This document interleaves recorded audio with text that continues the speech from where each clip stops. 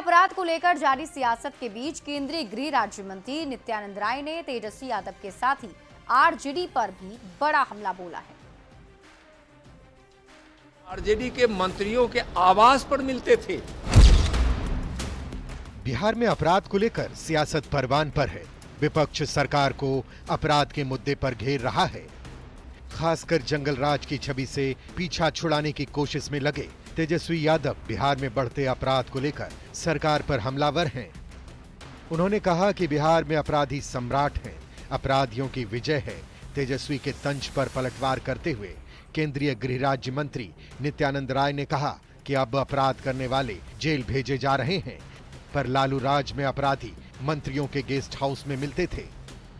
उस समय अपराधी एक अन्य मार्ग और आरजेडी के मंत्रियों के आवास पर मिलते थे, अपराध करके आते थे और वहाँ उनका भोजन होता था, उनका वहाँ रहना होता था।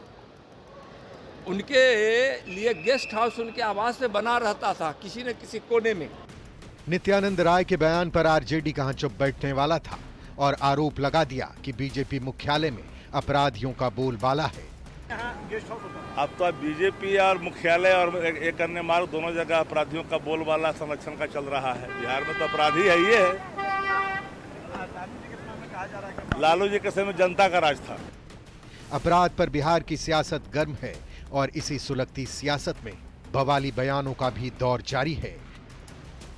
न्यूज़ 18 के लिए पटना से संवाददाता शैलेंद्र के साथ अमित कुमार की रिपोर्ट।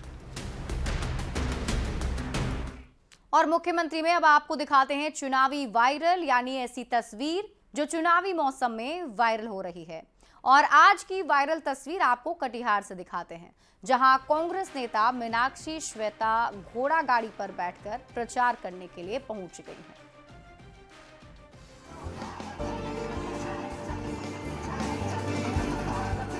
आपने लोगों को कार से प्रचार करते हुए देखा होगा। हेलीकॉप्टर से भी प्रचार का तरीका अब आम बात है, पर क्या आपने किसी को टांगे से प्रचार करते देखा है? ये तस्वीर कटिहार की है, जहां एसटी के लिए आरक्षित मनिहारी विधानसभा में कांग्रेस किसान सेल के संरक्षक इंजीनियर मीनाक्षी श्वेता ने प्रचार का अनोखा तरीका अपनाया।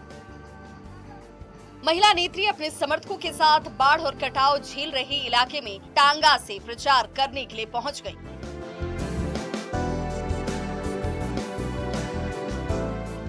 कांग्रेस के प्रचार का ये तरीका कितना सफल होगा ये तो वक्त बताएगा, पर फिलहाल लग्जरी गाड़ियों से चुनावी प्रचार के दौर में टांगा से इस प्रचार अभियान की चर्चा खूब हो रही है। न्यूज़ 18 के लिए कटिहार से संवाददाता सुब्रत गुहा की रिपोर्ट।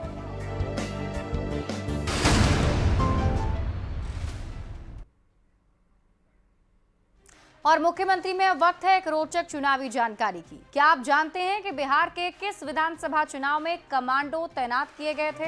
देखिए, साल 1995 का था और बिहार में विधानसभा के चुनाव होने थे। तब तक बैलेट पेपर से ही चुनाव हुआ करता था और बिहार चुनाव को लेकर बदनाम था।